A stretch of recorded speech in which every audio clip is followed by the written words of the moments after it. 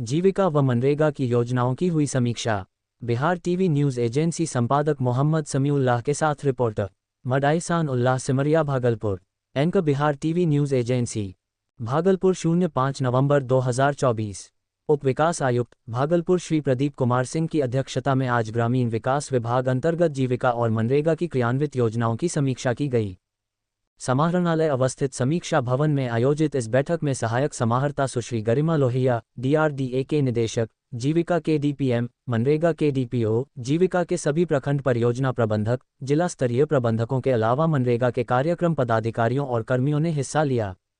जीविका द्वारा क्रियान्वित योजनाओं में मुख्य रूप से जीविका स्वयं सहायता समूहों का गठन, इससे जुड़े परिवार समूहों का बैंक खाता खुलवाने, बैंक खाता खुल चुके समूहों को परियोजना द्वारा RFICF की राशि का भुगतान और जीविका समूहों को बैंक से ऋण उपलब्ध कराने जैसे विषयों की समीक्षा की गई। समीक्षा के दौरान उप विकास आयुक्त महोदय ने समूहों को बैंकों ऋण की दूसरी और तीसरी किस्त में वृद्धि करने का निर्देश दिया।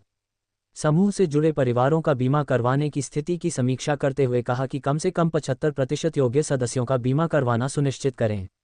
महोदय के द्वारा समूह से जुड़े परिवारों द्वारा की जा रही विभिन्न जीविकोपार्जन संबंधी गतिविधियों की भी समीक्षा की गई।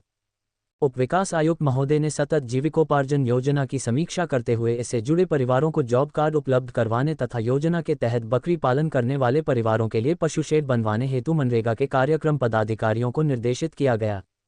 इसके लिए योजना के तहत बकरी पालन करने वाले परिवारों की सूची मनरेगा को साझा करने का निर्देश दिया गया। उन्होंने कहा कि योजना से जुड़े परिवारों को ग्रेजुएट करने हेतु अधिक प्रयास करें। विशेषकर पीरपेंती और सुल्तानगंज प्रखंड में ग्रेजुएट परिवारों की संख्या बढ़ाने का निर्देश दिया। जीविका द्वारा संचालित दीदी की नर्सरी से शिशु पौधों के उठाव की समीक्षा करते हुए उन्होंने कहा कि दीदी की नर्सरी से हुए इकरारनामा के अनुसार योग्य सभी पौधों का उठाव मनरेगा द्वारा कराना है। उन्होंने मनरेगा के PO को निर्देशित किया कि अगर दीदी की नर्सरी के साथ माव समझौता नहीं हुआ है तो माव कर लें, वेंडर का रजिस्ट्रेशन कर लें और फिर इकरारनामे के अनुसार पौधों का उठाव और उसका भुगतान कराना सुनिश्चित करें। उप विकास आयुक्त के द्वारा जीविका भवन के निर्माण की स्थिति की समीक्षा की गई। उन्होंने प्रत्येक प्रखंड में कम से कम एक जीविका भवन का निर्माण मनरेगा के तहत कराए जाने का निर्देश दिया। बताया गया कि वर्तमान समय में केवल जगदीशपुर में एक जीविका भवन का निर्माण कर इसे जीविका के ग्राम संगठन को हस्तांतरित किया गया है। उप विकास आयुक्त महोदय ने प्रोजेक्ट उन्नति के अंतर्गत उन्नयन कार्यक्रम के तहत प्रशिक्षण प्राप्त कर चुके श्रमिकों को 10 दिन के कार्य दिवस की मजदूरी के भुगतान हेतु मनरेगा के कार्यक्रम पदाधिकारियों को निर्देशित किया।